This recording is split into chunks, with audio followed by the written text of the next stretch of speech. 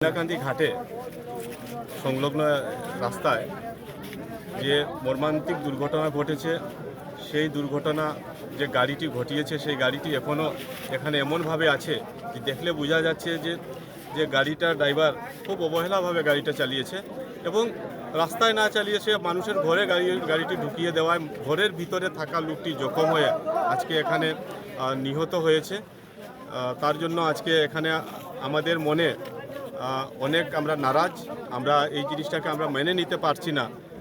তবুও প্রকৃতির যে আছে এটাকে আমরা এড়াতে পারবো না। আমরা আজকে এখন আমাদের এখানে যে লোকটা নিহত হয়েছে তাকে মেডিকেল কলেজে নিয়ে যাওয়া হচ্ছে পোস্টমর্টমের জন্য এবং ময়নাতদন্তর পর যখন আসবে তার শ্মশানের কার্য আমরা সবাই জড়িত থাকব, সাহায্য সহযোগিতা করব যাতে এই গরিব লোকটার যাতে কোনো ক্ষতি হয় না। এবং এখানে জনগণ অনেক নারাজ যে এই গরিব লোকটা যে এইভাবে নিহত হয়েছে, তার পরিবারে তার বউ এবং 5টা বাচ্চা কিভাবে চলবে। তার জন্য কন্ট্রাক্টরের সঙ্গে আমার আলাপ হয়েছে। কন্ট্রাক্টর বলেছে যে আর্থিক সাহায্য করবে। যিনি আমাদের লক্ষ্মীপুরের মন্ত্রী উনিও আমাকে পাঠিয়েছেন এবং উনিও বলেছেন যে উনি আর্থিক সাহায্য করবেন।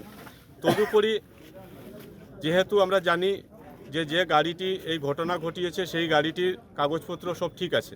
এখন গাড়িটি মনে করেন যেহেতু ড্রাইভার পুলিশ হেফাজতে আছে এবং গাড়িটিও মনে করেন যদিও এই জায়গাতে আছে কিন্তু পুলিশ হেফাজতে আছে, পুলিশ এই গাড়িটিকে নিয়ে থানায় নিয়ে যাবে আর পুলিশের যে প্রক্রিয়া মতো তার সব কিছু সম্পূর্ণ করবে।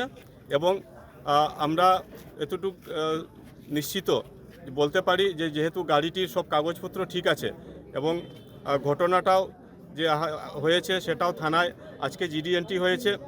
আর যিনি নিহত হয়েছেন ওনার পরিবারের লোকরা আজকে বা আগামীকালকে থানায় এজাহার দাখিল করার জন্য আমি বলেছি এবং এজাহারটা দাখিল করার পর কেসটা রেজিস্টার হয়ে যত তাড়াতাড়ি সময়ে চার্জশিট হয় তত তাড়াতাড়ি আমরা মোটর অ্যাক্সিডেন্ট ক্লেম ট্রাইব্যুনালে আমরা আমাদের যে ইন্স্যুরেন্স ক্লেমটা আমরা তাড়াতাড়ি করতে পারবো, যাতে তাড়াতাড়ি তার পরিবারের লোকজনরা এই ক্লেমটা পেয়ে তারা যাতে আরামসে যাতে চলতে পারে, কারো কাছে হাত পাততে যাতে হয় না, যে নিজের খাওয়ার জন্য বাচ্চার পড়াশোনার জন্য যাতে কারো কাছে হাত পাতা এই প্রয়োজনটা যাতে না আসে, আমরা ততটাই করেছি।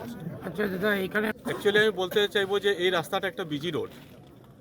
এই রাস্তার মাধ্যমেই মতিনগর বলেন, আপনার দিদারকুশ বলেন, একটা বহুত বড় এলাকার সিঙ্গিরবন, কাপ্তানপুর, রূপাইবালি সমস্ত এলাকার লোকের লক্ষ্মীপুর যাওয়ার জন্য একটাই রাস্তা এটা।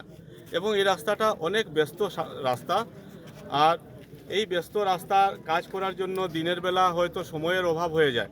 দিনের বেলা কন্ট্রাক্টর অনেক মানুষ লাগিয়েছে, অনেক গাড়ি লাগিয়েছে কাম করার জন্য, কিন্তু রাস্তা দিনের বেলা কাম করাটা একটু অসুবিধা হয়ে যায়। আর রাত্রেবেলা আমি দেখেছি যে কয়েকদিন আমি ঘুরে দেখেছি যে কাজটা চলছে কিনা। আমি দেখেছি যে পুটিখাল থেকে ওইদিকে রাত 10টা-11টা পর্যন্ত কাম চলেছে। আমি কয়েকদিন দেখেছি, রোজ হয়তো নাও হতে পারে, কিন্তু কাজটা যত তাড়াতাড়ি করা সম্ভব কন্ট্রাক্টর সেটা চেষ্টা করছে যে তাড়াতাড়ি করার জন্য। কারণ এই রাস্তাটা আরও চওড়া হচ্ছে, যখন চওড়া হতে হলে তো ভাঙ্গা কাটা মাটি ভরা পাথর দিয়ে করা এই কাজটা চলতেই থাকবে। এখন নিয়ম বহির্ভূত কি কাজ চলছে এটা হয়তো জনগণ কিছু উপলব্ধি করতে পেরেছেন, হয়তো যদি থাকতে পারে। হ্যাঁ, রিফ্লেক্টর বা সাইনবোর্ড হয়তো কোনো জায়গাতে নাও থাকতে পারে, হয়তো নিয়ম বহির্ভূত হয়েছে।